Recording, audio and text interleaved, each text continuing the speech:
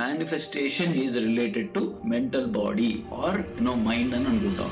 ఇప్పుడు if manifestation is related to mind అనుకుందాం. Say for example, మనిషి పగలంతా కష్టపడి రాత్రి చాలా టైర్డ్ గా ఇంటికి వచ్చిన వ్యక్తి ఐఎమ్ కూల్, ఐఎమ్ ఎనర్జెటిక్ అన్నాడు అనుకోండి, బాడీ ఏమని చెప్తుంది, అరే పోరా నేను పగలంతా కష్టపడేసి వచ్చాను, నువ్వు ఇప్పుడు వచ్చి ఐఎమ్ ఎనర్జెటిక్ అని అంటా ఉంటావు, ఎట్లా వర్కౌట్ అవుతుంది అని బాడీ రిజెక్ట్ చేస్తుంది. అంతే కదా.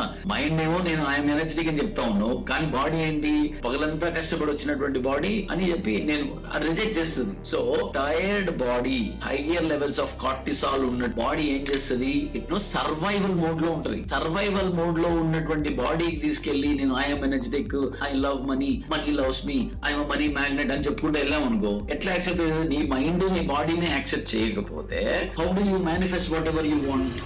So manifestation is not only mental body or mind related thing. It is combination of నీ మైండ్ బాగుంటే నీ బాడీ బాగుంటది, నీ బాడీ బాగుంటే నీ మైండ్ బాగుంటది, ఇవి రెండు బాగుంటే నీ ఇన్నర్ స్టేట్ ఆఫ్ మైండ్ బాగుంటది. సింపుల్ థింగ్ ఏంటంటే it is not about pushing. ఇప్పుడు మైండ్ ని మనం పుష్ చేస్తున్నాం, మైండ్ లో ఉంటున్నాం I'm cool, I'm calm, energy అని పుష్ చేస్తున్నాం. ఎవరిని పుష్ చేస్తున్నాం? సర్వైవల్ మోడ్ లో ఉన్నటువంటి బాడీని పుష్ చేస్తున్నాం. సో అది ఎలా వర్కౌట్ అవుతుంది? నీ మైండ్ హ్యాపీగా ఉండాలి, నీ బాడీ హ్యాపీగా ఉండాలి. ఆబ్వియస్లీ ఇన్ రిటర్న్ లో నీ స్టేట్ ఆఫ్ మైండ్ బ్రహ్మాండం ఉంటుంది. నీ స్టేట్ ఆఫ్ మైండ్ బ్రహ్మాండం ఉందనుకో, ఈజీగా నీకు కావాల్సింది నువ్వు మేనిఫెస్ట్ చేసుకోవచ్చు.